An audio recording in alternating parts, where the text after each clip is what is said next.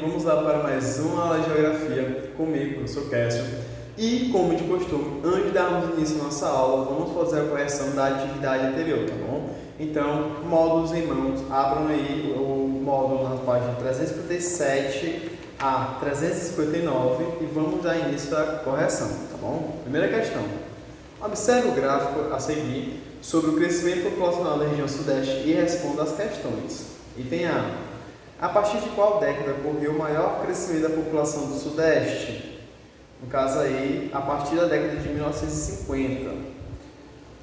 De acordo com o que estudamos, descreva as causas desse crescimento que começou nesse período. No caso aí, as causas foram o rápido crescimento econômico da região, que consequentemente ele vai atrair um grande número de imigrantes do Brasil, né? Nós temos também um processo de urbanização e a melhoria de serviços prestados nas cidades, né? No caso aí, a melhor qualidade de vida, tudo isso atraiu um grande número de imigrantes nesse período. Item B. O que há em comum entre a taxa de crescimento populacional do Sudeste e a do Brasil? No caso aí é que essa taxa ela continua crescendo, né? Porém em um ritmo bastante lento, tá? Segunda, o texto a seguir traz informações sobre as mudanças no campo que ocorreram no Sudeste. Leia. As usinas de açúcar e etanol são os mais fortes símbolos das mudanças no campo. Em 8 anos, o plantio e a colheita, que eram 100% feitos a partir do trabalho dos cortadores de cana, já estão 80% mecanizados em Minas. Até 2014, nos locais onde for possível introduzir máquinas, não vai haver trabalho humano. Os semeadores e cortadores de cana, que representavam 60% dos empregos gerados no setor, sendo alvo de discussões sociais que envolviam trabalho exaustivo e até denúncias de trabalho escravo, hoje estão reduzidos a cerca de 25%. Com base no texto da página 357, responda as questões a seguir. Item A. De que assunto trata o texto? No caso, ele está simplesmente tratando da mecanização do campo, né? Na mecanização da produção da cana-de-açúcar. B. Quais as vantagens e a desvantagem da mecanização do cultivo da cana-de-açúcar, segundo o texto? No caso aí, a mecanização do campo ela evitaria o trabalho escravo e exaustivo, tá? E vários problemas de saúde que a população que trabalha com a extração aí da cana-de-açúcar, né?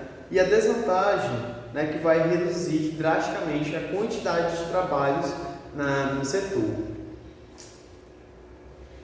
Terceiro, observe a fotografia a seguir, ela mostra um problema ambiental das grandes cidades brasileiras. Item A. De que maneira o meio ambiente apresentado nessa fotografia está sendo poluído? No caso aí seria o descarte inadequado, né, do lixo, que ele pode vir a contaminar o solo e as águas. B. Em sua opinião, o que é necessário para que esse tipo de poluição não ocorra, né? No caso aí, é muito importante as políticas, né, de preservação da natureza, tá? A questão da reciclagem, da reutilização, tá? Seria aí exemplo de como poderia ser evitado o que está acontecendo nesta imagem. 359. O que estudei? Os principais tipos de vegetação da região sudeste são a Mata Atlântica, o Cerrado, a Caatinga e a vegetação litorânea. Nas áreas com relevo mais elevado, as temperaturas mais amenas localizam-se ao sul do estado de São Paulo. Predomina a mata de araucária. Os rios da região são aproveitados para a geração de energia, o que ocorre por meio das usinas hidrelétricas e também para o transporte de mercadoria pelas hidrovias. A população do Sudeste teve um rápido crescimento, principalmente por causa da chegada de imigrantes que vieram de outros países para trabalhar nas fazendas de café e também pelas migrações internas. O ritmo de crescimento da população do Sudeste está em queda por causa da diminuição das migrações e também pela redução da taxa de natalidade. E o último, a produção industrial e agropecuária do Sudeste destaca-se na economia nacional. No entanto, a região apresenta muitos contrastes socioeconômicos e enfrenta vários problemas ambientais. Então, feita a nossa correção, vamos dar início à nossa aula. A temática principal da nossa aula vai ser a região sul, tá? Vamos ver um pouco das características gerais da região sul e um pouco sobre as características naturais, tá bom? Então vamos lá. A região sul em números. A região sul ela é formada por apenas 3 estados.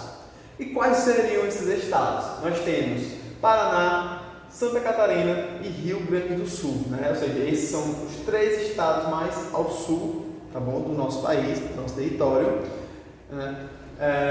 E que ele tem características bastante distintas do restante das regiões, né? Que nós vamos ver daqui a pouco, tá bom? Ou seja, esses 3 estados eles têm apenas 7% da área total do território brasileiro, tá? Ou seja, seria a menor região, tá bom, do país. A região sul, ela possui elevadas taxas de urbanização, melhores indicadores de qualidade de vida, destaca-se também pela produção agropecuária e industrial, tá? E esta região ela tem uma identidade cultural formada principalmente por imigrantes europeus, tá? E aqui, pessoal, o que nós temos seria a taxa de urbanização, tá bom?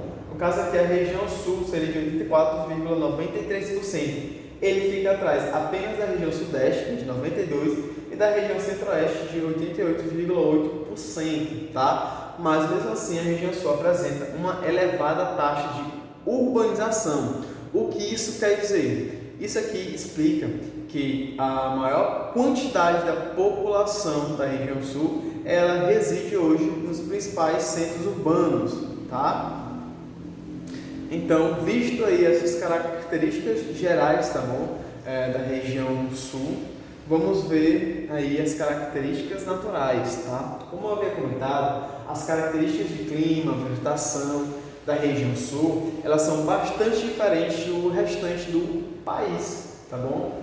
Ou seja, vai ter algumas paisagens que no território brasileiro só é possível ver lá, tá bom? Então vamos lá, começando aí pelo clima, tá bom? A região sul, ela apresenta as menores temperaturas do país, né?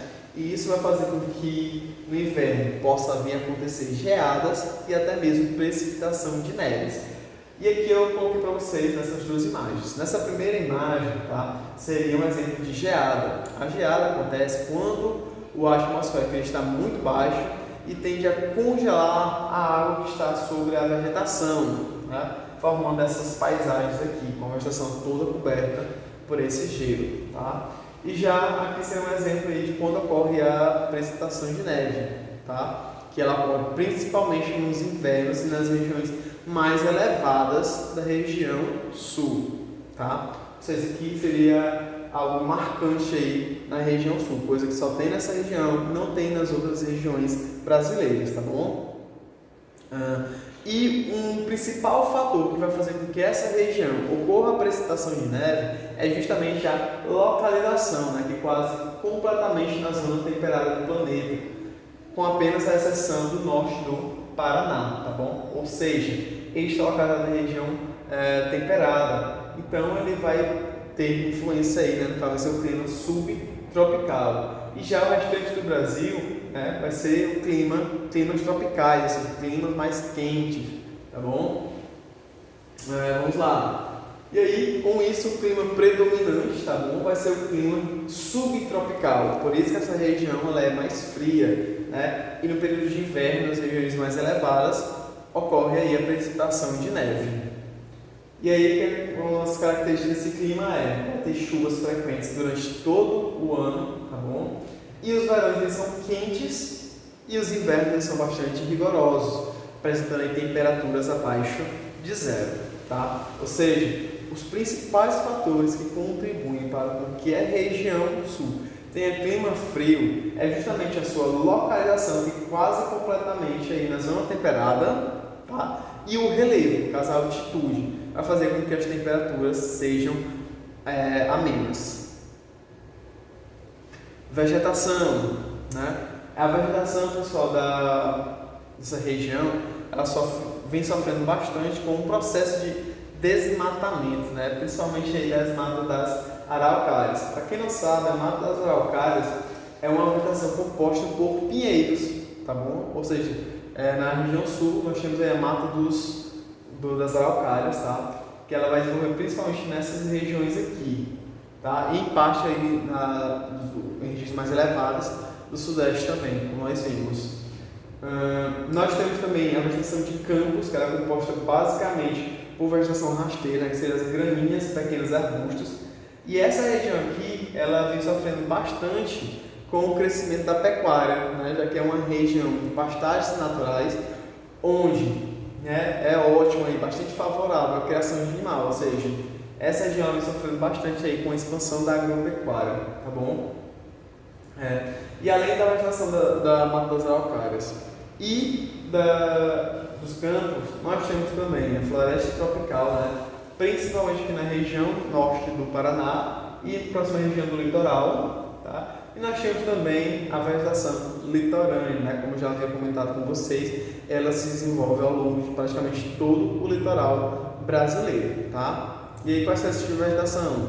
Nós temos os mangues e as restingas, tá? Que é a vegetação que se desenvolve aí nas áreas litorâneas, tá? Mas que essa vegetação ela vem sofrendo bastante com a expansão aí da agropecuária, tá bom?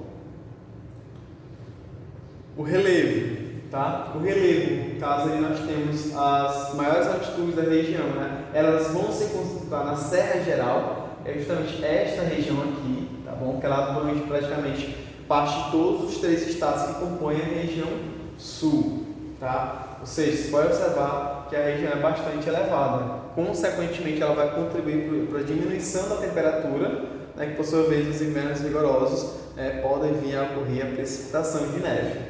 E aí nós temos os pontos mais elevados, tá? Nós temos o Paraná, que tem 1.222 metros, localizado nessa região aqui, tá bom? Nós temos também Capão Doce com 1.840 metros, né, mais ou menos nesta região aqui. E nós temos também o Morro da Boa Vista, com 1.827 metros, localizado nesta região aqui, tá bom? Ou seja, que só precisa observarem, né, que o relevo é bastante elevado, composto basicamente por planaltos, tá? E contribui bastante aí na modificação da paisagem da região, tá? E aí, as regiões mais baixas, nós temos aí os rios que intercalam nessas regiões. A hidrografia, né, apresenta um grande potencial hidrelétrico, né, por conta de suas características, né, que apresenta chuvas durante todo o ano, e o relevo planáutico também facilita aí a construção dessas usinas, tá? E aí o que é que nós temos? A região ela vai ter uma das maiores usinas hidrelétricas do Brasil, tá bom? Que é justamente a usina de Itaipu. Que essa usina ela produz 15% da energia que ela é consumida em todo o território brasileiro, tá bom? E nós temos também a bacia do Rio Paraná, né, que é justamente esta região aqui, que ela vai ter nada mais nada menos que 170 hidrelétricas construídas, né, por toda a sua bacia hidrográfica. Ou seja, a região sul ela apresenta sim um grande potencial hidrelétrico, tá bom? Por conta das suas características, das suas condições naturais. E além da produção de energia, né, através das hidrelétricas, esses rios são bastante importantes também para irrigação, para o abastecimento das cidades, da população, dos animais, para irrigação, e temos também importantes vias de transporte, tá? E aqui eu coloquei para vocês, né, as 3 bacias hidrográficas, né, algumas bacias hidrográficas encontradas aí na região sul. Nós temos a bacia do Uruguai, a bacia do Paraná e a bacia do Araguaia, tá bom? No caso, ele faz parte da região centro-oeste também, tá? E é isso, pessoal. Espero que vocês tenham gostado da nossa aula, tá? Eu só quero que vocês não esqueçam, tá bom? Que a região sul, ela vai ser diferente, tá bom? Por conta da sua localização, por conta da altitude, que vai fazer com que o clima dessa região apresente temperaturas mais abaixo do que as demais regiões do território brasileiro. E aí nós temos o clima predominante, que é o clima subtropical, tá? Não esqueçam. E aí nós temos também as vegetações que compõem a região. Nós temos aí a mata das araucárias, nós temos os campos, tá? Que serão as principais vegetações encontradas na região. mas temos também um pouco aí da Mata Atlântica, tá? Essa é a floresta tropical, e no litoral nós temos aí a vegetação litorânea, tá? E é isso, pessoal, espero que vocês tenham gostado da nossa aula e fica aí para vocês a atividade da página 365. Muito obrigado, um forte abraço e até a próxima.